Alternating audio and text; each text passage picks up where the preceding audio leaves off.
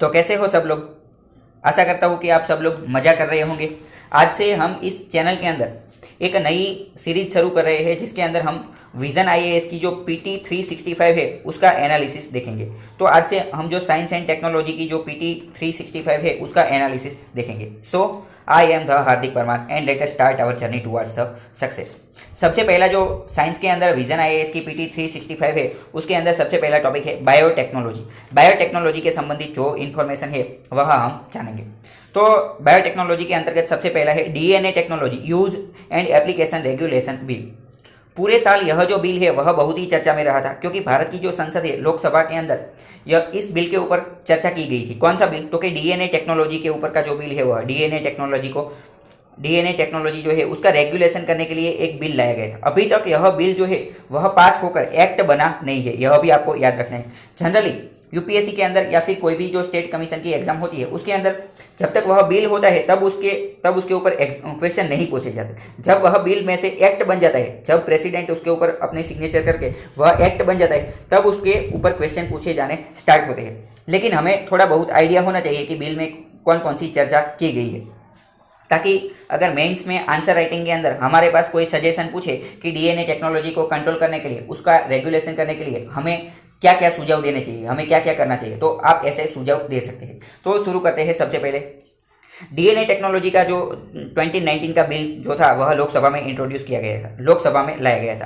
तो यह बिल क्या डीएनए टेक्नोलॉजी जो है उसको रेगुलेट करने के लिए, ताकि इसका कोई मिस यूज ना हो, यानी कि कोई दुरुपयोग ना हो, उसके लिए यह बिल लाया गया था। सबसे पहले यह पता होना चाहिए कि व्हाट इज डीएनए। डीएनए किस चीज का नाम है, डीएनए क्या है। पहले तो डीएनए का फुल फॉर्म आपको बाय हार्ट होना चाहिए। डीएनए का फुल फॉर्म है डीऑक्सी रिबोन्यूक्लिक एसिड। क्या? Deoxy ribonucleic acid. यह क्या है? एक हेरेडिटेरी मटेरियल है ह्यूमन के अंदर। मानव शरीर जो है उसके अंदर वंशानुगत हमारे जो माता पिता होते हैं उनके लक्षण और हमारे जो लक्षण होते हैं वह एक समान होते हैं। बहुत सारे हमारे माता पिता की चीज जो होती है वह हमारे अंदर आती है, उसको हम क्या बोलते हैं? हेरिडिटेरी, यानी कि आनुवंशिकता, जिसे हम क्या बोलते हैं? आनुवंशिकता। ह्यूमन के अंदर आनुवंशिकता आती है। तो हमारे माता पिता की जो बहुत सारी चीजें होती है उनके बहुत सारे जो लक्षण होते हैं वह हमारे अंदर पाए जाते हैं। किसकी वजह से? डीएनए की वजह से, यानी कि डीऑक्सी रिबोन्यूक्लिक एसिड की वजह से। ठीक है, तो यह जो डीएनए टेक्नोलॉजी है इसी को रेगुलेट करने के बारे में यह बिल लाया गया था। सबसे पहले डीएनए ह्यूमन बॉडी में कहाँ होता है, मानव शरीर में डीएनए कहाँ पाया जाता है? तो डीएनए जो है वह सबसे पहले तो सेल न्यूक्लियस में होता है। हमारे बॉडी के अंदर बहुत सारे छोटे छोटे सेल होते हैं। हमारी जो बॉडी होती है वह सेल से ही बनी हुई है। जो सजीव यानी कि हम सब जो जितने भी प्राणी है उनका जो बेसिक एकम जो है, बेसिक एकम वह क्या है? सेल। वह सेल सभी बहुत सारे छोटे छोटे सेल इकट्ठा होकर ही ह्यूमन बॉडी बनती है। ठीक है, तो यह भी आपको पता होना चाहिए। तो सेल के अंदर जो न्यूक्लियस होता है उसके अंदर डीएनए पाया जाता है, उसको हम न्यूक्लियर डीएनए बोलते हैं। उसको क्या बोलते हैं? Nuclear DNA.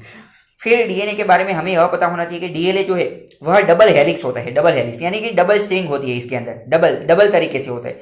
दो प्रकार की जो स्ट्रिंग होती है, दो स्ट्रिंग होती है, टू स्ट्रिंग। उसी के सामने आरएनए होता है। तो आरएनए जो होता है वह सिंगल हेलिक्स होता है, यानी कि उसमें सिर्फ एक ही स्ट्रिंग होती है, सिंगल हेलिक्स। ठीक है, और अभी जो यह कोरोना वायरस चर्चा में है वह भी एक आरएनए वायरस है, यानी कि सिंगल स्ट्रिंग होगी उसमें। डीएनए होता तो क्या होता कि उसके अंदर डबल स्ट्रिंग होती है। अभी डीएनए के अंदर क्या होता है वह देखते हैं। सबसे पहले यह देखा कि डीएनए कहाँ होता है, तो डीएनए ह्यूमन बॉडी के अंदर होता है। ह्यूमन बॉडी में कहाँ होता है? तो कि सेल के न्यूक्लियर में हो सकता है। और अब यह देखते हैं कि डीएनए के अंदर क्या होता है। तो डीएनए के अंदर 23 पेयर ऑफ क्रोमोसोम्स होती है, रंगसूत्र होते हैं 23 पेयर्स। 23 जोड़ जो होती है किसकी? क्रोमोसोम्स की 23 जोड़ होती है। किसके अंदर? डीएनए के अंदर। सबसे पहले क्या देखा? डीएनए कहाँ होता है? ह्यूमन बॉडी के अंदर। डीएनए का कार्य क्या है? हेरिडिटरी, यानी कि हमारे माता पिता के जो लक्षण है वह हम में आते हैं। किसकी वजह से? डीएनए की वजह से। डीएनए कहाँ पर होता है? सेल के अंदर। डीएनए के अंदर क्या होता है? तो डीएनए के अंदर 23 पेयर्स ऑफ क्रोमोसोम्स होते हैं, क्रोमोसोम्स। ठीक है, इसका कार्य क्या होता है? तो building an entire organism and protein. DNA का कार्य होता है प्रोटीन बनाने का। अगर एमसीक्यू में पूछा जाए प्रोटीन बनाने का कार्य तो डीएनए का होता है। और ऑर्गेनिज्म जो सजीव को बनाने का कार्य भी यह डीएनए करते हैं। The information in DNA is stored as a code. DNA के अंदर जो इन्फॉर्मेशन होती है, डीएनए के अंदर बहुत सारी इन्फॉर्मेशन होती है। ठीक है, जिसको आप एक तरीके से डेटा बोल सकते हैं। बहुत सारी इंफॉर्मेशन होती है। यह जो इंफॉर्मेशन होती है यह कोड के स्वरूप में होती है, कोड के स्वरूप में होती है। और यह कोड 4 तरीके से बना होता है, 4 तरीके से। यह 4 तरीके आपको पता होना चाहिए। Adenine, guanine, cytosine and thymine. DNA के अंदर जो क्या होता है 23 क्रोमोसोम्स होते हैं और डीएनए के अंदर जितना भी कोड होता है, जितनी भी इंफॉर्मेशन, जितनी भी माहिती होती है, वह एडेनिन, गुआनिन, साइटोसिन और थायमिन के स्वरूप में स्टोर होती है। ठीक है, फिर DNA is that it can replicate. DNA जो होता है वह अपने आप में ही कॉपी पेस्ट यानी कि रेप्लिकेट भी हो सकता है। कॉपी पेस्ट यानी कि अपने आप की नकल कर सकता है। डीएनए क्या कर सकता है? अपने आप की नकल कर सकता है। यहाँ पर आप बहुत ही अच्छी तरीके से डीएनए को देख सकते हैं। मैंने पहले ही बोला था कि डीएनए डबल हेलिक्स होता है, तो यहाँ पर आप डबल हेलिक्स देख सकते हैं। ठीक है, क्योंकि बहुत बार एग्जाम में यही पूछा जाता है कि नीचे दिए गए जो कथन है उसको डीएनए के संदर्भ में उसका चयन करें, सही कथन चूज करें। ठीक है, तो पहला दिया जाता है कि यह सिंगल हेलिक्स है, तो गलत हो जाएगा क्योंकि आरएनए जो होता है वह सिंगल हेलिक्स होते हैं और 23 क्रोमोसोम्स होते हैं। और अभी हमने क्या देखा कि एडेनिन, थायमिन, गुआनिन और साइटोसिन, तो इसके अंदर भी क्या होता है यह आपको याद रखना है। एडेनिन के साथ हमेशा ही थायमिन का ही बंध जो है यही जुड़ेगा, यानी कि ए और टी का बॉन्ड बनेगा। ठीक है, और जी और सी का बंध बनेगा, यानी कि गुआनिन के साथ हमेशा ही साइटोसिन का बॉन्ड होगा और थायमिन के साथ हमेशा ही एडेनिन का बंध होगा। तो यह आपको याद रखना है, यह आपको ठीक तरीके से याद रखना है कि adenine plus thymine and guanine plus cytosine, क्योंकि यह भी स्टेटमेंट के स्वरूप में पूछा जा सकता है। अभी यह जो बिल लॉन्च किया गया है, तो बिल के अंदर क्या है? तो बिल के अंदर सबसे पहले बोला गया है कि डीएनए टेस्टिंग जो है वह कोई भी इंसान आकर डीएनए टेस्टिंग नहीं कर सकता। ऐसा नहीं है कि आप सुबह उठ लिए और अस्पताल जाके बोलते हैं कि चलो चलो मेरा डीएनए टेस्ट कर दो, ऐसा नहीं हो सकता। उसको रेगुलेट करने की बात की गई है इस बिल के अंदर। Allowed only in respect of matter of listed in the schedule. यह जो बिल दिया गया है, इस बिल के अंदर एक शेड्यूल लिस्ट दिया गया है। अगर इस शेड्यूल लिस्ट के अंतर्गत आपकी जो इस शेड्यूल लिस्ट के अंतर्गत आपको आपका जो कारण आता है तभी आप डीएनए का टेस्टिंग कर सकते हैं, नहीं तो नहीं कर सकते। ठीक है, यानी कि कोई भी इंसान डीएनए का टेस्टिंग नहीं कर पाएगा। आगे देखते हैं, offences under the Indian penal code. अगर इंडियन पिनल कोड 1860 1860 की जो आईपीसी की धारा है उसके अंदर किसी इंसान ने कोई क्राइम किया हुआ है, कोई ऑफेंस किया गया है, तो उसको डीएनए का टेस्ट किया जाएगा और उसका जो डीएनए है वह स्टोर भी किया जाएगा।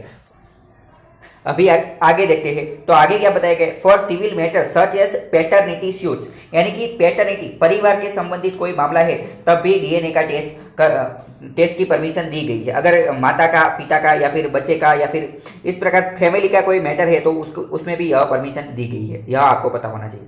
आगे देखते हैं, तो आगे क्या बोला गया है? For matters related to establishment of individual identity. अगर कोई बॉडी मिली है, अगर कोई अनआइडेंटिफाइड बॉडी मिली है, अगर कोई लाश मिल गई है, अगर और पता नहीं चल पा रहा है कि यह लाश किसकी है, वह उसकी पहचान नहीं हो पा रही है, तो उसको आइडेंटिफाई करने के लिए, उसकी पहचान करने के लिए भी डीएनए का टेस्ट किया जाएगा। ठीक है, तो इस बिल के अंदर ऐसे बहुत सारे प्रावधान दिए गए हैं कि कब कब इसका डीएनए टेस्ट किया जाएगा। ठीक है, आगे देखते हैं, कलेक्शन ऑफ डीएनए। कलेक्शन यानी कि डीएनए को किस तरीके से कलेक्ट करना है उसकी भी विधि यहाँ पर बताई गई है कि इसी प्रकार करना है। तो द इन्वेस्टिगेटिंग अथॉरिटीज में collect bodies substances of person. जो इन्वेस्टिगेशन यानी कि जो जांच करने वाली जो अथॉरिटी है, सिर्फ इन्वेस्टिगेशन करने वाली अथॉरिटी है, उन्हीं को यह सत्ता दी गई है कि वही सिर्फ डीएनए को कलेक्ट कर सकते हैं, बाकी किसी को नहीं दी गई है। फिर उसमें भी requirement of consent for collection in certain situation, लेकिन यहाँ पर जो है इन्वेस्टिगेशन करने वाली जो अथॉरिटी है वह यह जो डीएनए है वह कलेक्ट कर सकती है, लेकिन उसमें भी अगर कुछ परिस्थितियां है तो उसमें जो कंसेंट यानी कि सहमति चाहिए होगी, और कुछ परिस्थितियां है जिसमें कंसेंट यानी कि सहमति की जरूरत नहीं होगी। तो कौन कौन सी परिस्थिति है वह देखते हैं। अगर for arrested person requirement of return consent in the if the offence carries a punishable. अगर कोई जो गुनेगार है, उसको 7 साल से ज्यादा की सजा होने वाली है, 7 साल तक की सजा होने वाली है, तब उसकी रिटर्न कंसेंट यानी कि लिखित में उसकी जो सहमति है वह चाहिए, वह क्या है वह चाहिए। लेकिन अगर उसकी जो सजा जो है, उसकी इम्प्रिजनमेंट, उसकी सजा जो है वह 7 साल से ज्यादा की है, 7 साल से ज्यादा की है, या फिर मृत्यु दंड की सजा दी गई है, या फिर लाइफ इम्प्रिजनमेंट उसे दी गई है, तब उसकी लिखित में कोई भी कॉन्सेंट यानी कि लिखित में उसकी कोई भी सहमति नहीं चाहिए। क्या यह पॉइंट आपको याद रखना है कि अगर 7 साल से कम की सजा है तो रिटर्न कॉन्सेंट चाहिए, लिखित में सहमति चाहिए, और अगर 7 साल से ज्यादा की है या फिर लाइफ इम्प्रिजनमेंट है या फिर डेथ की सजा है तो जो रिटर्न कंसेंट है वह नहीं चाहिए। आगे देखते हैं। और फिर यहाँ पर एक डीएनए डेटा बैंक बनाने का भी प्रावधान है। तो डायरेक्टली आपको पूछ लिया जाएगा कि बिल के अनुसार क्या डीएनए डेटा बैंक बनानी चाहिए, तो हाँ सही बात है कि यह बताने का प्रावधान इसमें किया गया है। और नेशनल डीएनए डेटा बैंक, राष्ट्रीय लेवल की डीएनए डेटा बैंक बनाई जाएगी जहां पर लोगों के जो डीएनए है वह स्टोर किए जाएंगे। सभी लोगों के नहीं किए जाएंगे, कौन कौन से लोगों के किए जाएंगे वह अभी हमने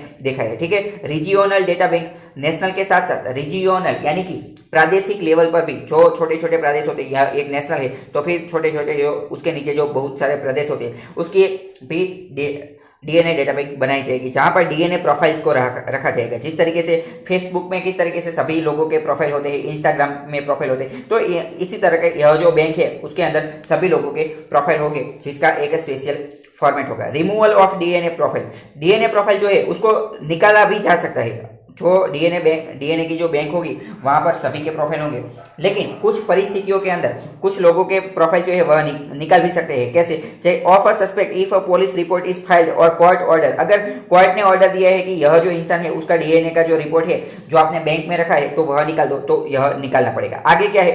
of N underrated if court order is given, court ने अगर ऑर्डर दिया है, क्योंकि कोर्ट की बात तो हमेशा ही हमें माननी ही पड़ती है। दूसरी बात है on return request for a person who are not a suspect, अगर कोई इंसान जो है वह सस्पेक्ट नहीं है, वह सस्पेक्ट नहीं है और अगर वह रिटर्न रिक्वेस्ट देता है, वह लिख कर देता है, लिखकर रिटर्न रिक्वेस्ट देता है कि और ऑफेंडर और अंडर ट्रायल फॉर द, तो अगर और वह इंसान बताता है कि जब क्राइम हो रहा था तो तब वह वहां पर मौजूद नहीं था, ऐसा वह रिटर्न रिक्वेस्ट में देता है, तब भी उसका नाम उस बैंक से निकाला जा सकता है। आगे देखते हैं। इसके साथ साथ डीएनए रेगुलेटरी बोर्ड का भी बनाने का भी प्रावधान दिया गया है इस बिल के अंदर। क्या? डीएनए रेगुलेटरी बोर्ड, जो कि डीएनए को रेगुलेशन करने का कार्य करेगी। Which will supervise the DNA data bank and DNA laboratory, साथ साथ डीएनए लेबोरेटरी भी बताई जाएगी। तो ऐसा क्वेश्चन पूछा जाए, DNA data bank and DNA laboratory, इसको रेगुलेट करने का, इसको सुपरवाइज करने का, इसके ऊपर देखरेख करने का कार्य कौन करेगा? तो डीएनए रेगुलेटरी बोर्ड, ठीक है। और इसका अगर दुरुपयोग किया जाएगा तो उसके ऊपर पेनल्टीज यानी कि दंड का प्रावधान भी रखा गया है फॉर वेरियस ऑफेंसेस, अगर यानी कि ताकि लोग जो है वह ठीक तरीके से कार्य करें। आगे देखते हैं नेक्स्ट। तो डीएनए जो बिल था, डीएनए का जो बिल था उसके अंदर आपको यह बातें याद रखनी है। आगे का जो टॉपिक है वह है national guideline for gene therapy. तो जीन थेरेपी जो है उसके संबंधित यह आर्टिकल है, तो यह भी आपको पता होना चाहिए। यह चर्चा में क्यों है? तो आईसीएमआर यानी कि Indian council of medical research जो है उन्होंने पब्लिश किया है। क्या पब्लिश किया है? तो national guideline for gene therapy product development and clinical trial. Gene therapy जो कि हम मेडिकल यानी कि क्लिनिकल ट्रायल्स के अंदर उसका प्रयोग करते हैं, या फिर कोई प्रोडक्ट डेवलपमेंट करने के लिए, किसी प्रोडक्ट को डेवलप करने के लिए हम जीन थेरेपी का प्रयोग करते हैं, तो उसके लिए गाइडलाइन दी गई है। किसके द्वारा? आईसीएमआर के द्वारा। पर सबसे पहले तो यह पता होना चाहिए कि यह गाइडलाइन किसने दी है? आईसीएमआर ने दी है। जीटीपी के बारे में आपको पता होना चाहिए। जीटीपी क्या है? Gene therapy product. Gene therapy क्या है वह मैं आपको आगे समझा दूंगा। It is defined as an biological entity having the required gene that could introduce modification in the genome for therapeutic benefit, ठीक है। तो यह सब बातें आपको पता होना चाहिए। आगे जीटीपी वर्क यानी कि जो जीन थेरेपी है, जीन किस तरीके से वर्क करेगा, तो यह अगर बॉडी के अंदर कोई जीन है वह ठीक तरीके से काम नहीं कर रहा है तो उसको रिपेयर करने का कार्य, उसको रिप्लेस करने का कार्य या फिर उसको डीएक्टिवेट करने का कार्य कौन करेगा? Gene therapy. अगर कोई इंसान है, अगर वह बीमार हो गया है तो बीमार होने का कारण क्या हो सकता है कि उसके अंदर का कोई जो जीन है, उसके अंदर का कोई जीन यानी कि उसके अंदर का कोई जो इंस्ट्रूमेंट है वह खराब हो गया होगा। जैसे कि कोई इंसान मान लो कि उसको हार्ट के अंदर कोई बीमारी है तो उसका हार्ट के अंदर का कोई जीन होगा वह खराब हो गया होगा। अगर उसका श्वसन के साथ संबंधित कोई बीमारी है तो उसके लंग के अंदर का जो जीन होगा वह खराब हो गया होगा। तो जीटीपी टेक्निक से यानी कि जीन थेरेपी प्रोडक्ट से क्या किया जाएगा? वह जो स्पेशल जीन जो कि खराब है सिर्फ उसी को टारगेट किया जाएगा और उसको रिपेयर किया जाएगा या फिर रिप्लेस किया जाएगा या फिर डीएक्टिवेट किया जाएगा। सिर्फ उसी जीन को टारगेट किया जाएगा जो खराब है, ठीक है। तो यह सब बातें आपको पता होना चाहिए। यहाँ पर देखो हम यह भी देख सकते हैं कि जीनोम क्या है और जीन क्या है। यह एक ह्यूमन सेल है, ह्यूमन सेल यानी कि मानव कोष। हमारी ह्यूमन बॉडी जो हमारा पूरा का पूरा शरीर जो है वह कोष से बना हुआ है यानी कि सेल से बना हुआ है। जब सेल के अंदर most cells in human body have a complete set of gene, जो हमारा जो सेल होता है, सेल के अंदर जब क्रोमोसोम्स फिर डीएनए यह सब मिल जाता है तो इन सबको मिलाकर ही हम जीनोम बोलते हैं। इन सबको मिलाकर क्या बोलते हैं? जीनोम बोलते हैं।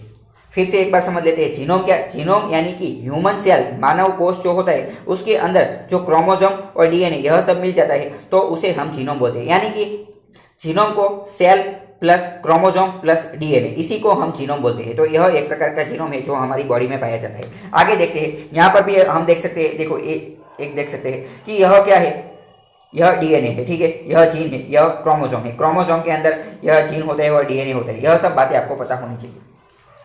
आगे बात करते हैं कि माइक्रोबियल बैक्टीरियल वेक्टर्स साल्मोनिया, यहाँ पर CRISPR modification resulting from the use of CRISPR and other similar technology. CRISPR technology के बारे में आपको पता होना चाहिए। क्रिस्पर टेक्नोलॉजी जो है वह जीन एडिटिंग टेक्नोलॉजी के साथ संबंधित है। क्रिस्पर किसके साथ? Gene editing technology. Ex vivo genetically modified cells, जिसके अंदर स्टेम सेल्स के बारे में आपको पता होना चाहिए। स्टेम सेल्स क्या है? स्टेम सेल्स यानी कि ऐसे सेल जो अपने आप को ही रिप्रोड्यूस करते हैं। किसी भी अंग को, ह्यूमन बॉडी का कोई भी पार्ट है उसको रिप्रोड्यूस करने की क्षमता रखते हैं। कौन? Stem cells.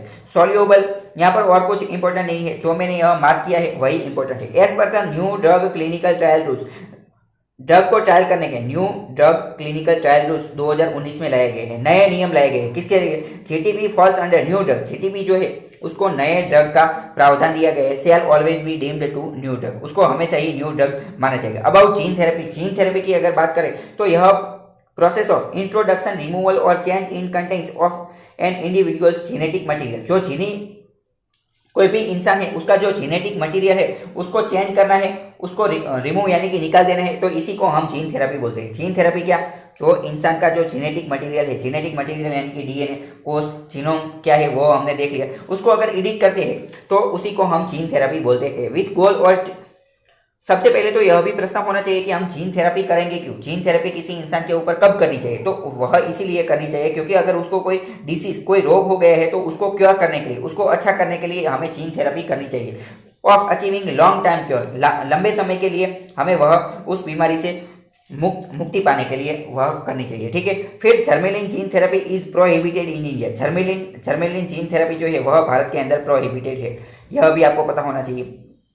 लेकिन दूसरी एक जीन थेरेपी है somatic cell gene therapy. Somatic cell gene therapy है वह भारत के अंदर लीगल है, तो यह आपको स्टेटमेंट के स्वरूप में भी पूछा जा सकता है। फिर यह दो प्रकार की होती है जीन थेरेपी, एक्स विवो और इन विवो। एक्स विवो यानी कि, इन विवो यानी कि अंदर के अंदर ही, और एक्स विवो यानी कि बाहर निकालकर। बहुत सारे अंग ऐसे होते हैं, बहुत सारे अंग ह्यूमन बॉडी में ऐसे होते हैं जिनको हम बाहर निकालकर ट्रीटमेंट नहीं कर सकते, जैसे कि लीवर, पैनक्रियास, मसल्स, हार्ट जो है तो ऐसा तो नहीं है कि चलो हार्ट पहले बाहर निकाल लेते हैं और फिर उसकी ट्रीटमेंट करते हैं, तो उसको बाहर निकलकर ट्रीटमेंट नहीं कर सकते, उसको अंदर हार्ट के अंदर जाकर ही ट्रीटमेंट करते, तो इसको इन विवो बोलते हैं, यानी कि अंदर के अंदर ह्यूमन बॉडी के अंदर ही ट्रीटमेंट करते हैं। लेकिन बहुत सारे ऐसे भी अंग है, ऐसे भी पार्ट्स है, बॉडी पार्ट्स है जिसको बाहर निकल कर भी हम ट्रीटमेंट कर सकते हैं, उसको एक्स विवो बोलते हैं। यह सब बातें आपको पता होनी चाहिए।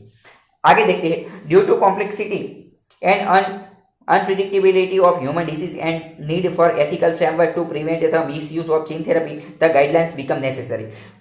जीन थेरेपी जो है उसका मिस यूज को प्रिवेंट करने के लिए, उसका दुरुपयोग ना हो उसको प्रिवेंट करने के लिए यह गाइडलाइन दी गई है। Around 70 million Indians are estimated to suffer from inherited genetic disease.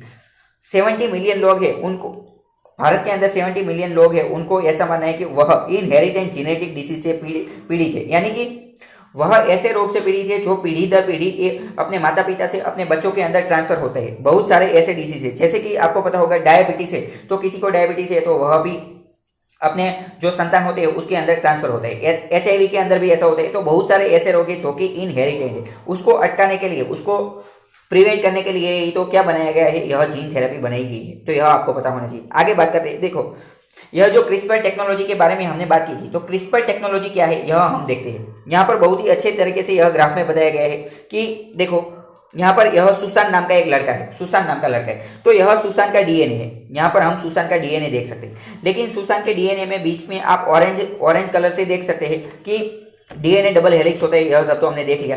तो ऑरेंज जो है यहाँ पर आप देख सकते हैं कि उसमें कुछ खामी आ गई है, यानी कि वह बीच में से टूट गया है, वह बीच में से टूट गया है।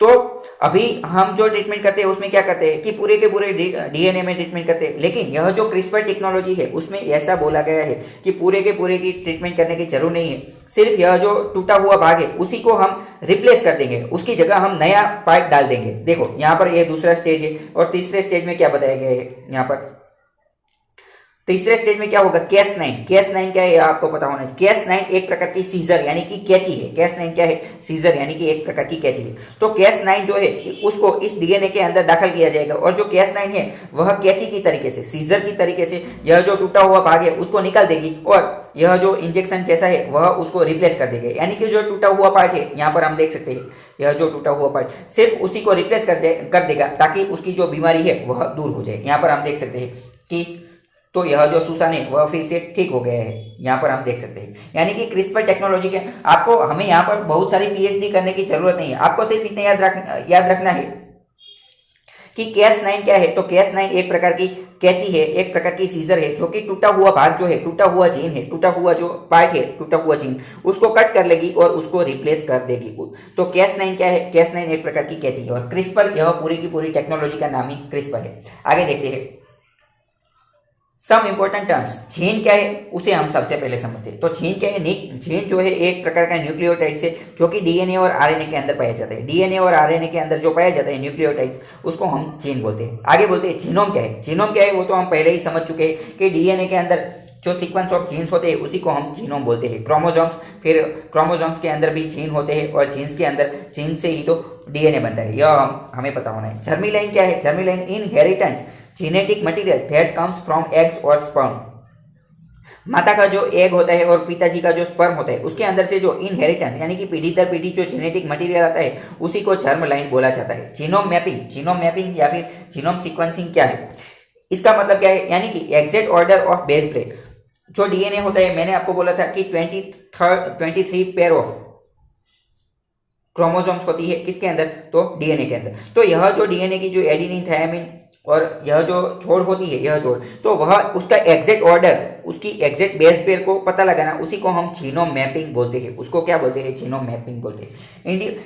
तो जीनोम मैपिंग से हमें पता चलता है कि इंडिविजुअल की हेल्थ कैसी है, वह बीमार है कि नहीं है, उसका स्वास्थ्य कैसा है और उसको आगे भविष्य में फ्यूचर में किस प्रकार की बीमारी हो सकती है, यह सब हमें जीन मैपिंग या फिर जीन एडिटिंग टेक्नोलॉजी से पता चलता है। आगे बात करते हैं, it figures out the order of DNA nucleotides और bases in the genome. The order of adenine, cytosine, guanine और थायमिन, इसके ऑर्डर कहाँ पर, वह यह किस तरीके से जुड़े हुए हैं, यह सब हमें बताता है। जीनोटाइप्स के बारे में भी यहाँ पर बताया गया है लेकिन यह बहुत ज़्यादा इंपॉर्टेंट नहीं। फिनोटाइप भी आप यहाँ पर पोज करके देख सकते हैं। क्रिस्पर का फुल फॉर्म आपको पता होना चाहिए। क्रिस्पर का फुल फॉर्म, क्रिस्पर के ऊपर एक यूपीएससी में क्वेश्चन पूछा गया है, ठीक है। तो क्रिस्पर का फुल फॉर्म पता होना चाहिए। Clustered regularly interspaced short palindromic repeats, ठीक है, यह उसका फुल फॉर्म है, यह आप रट्टा मार लेना।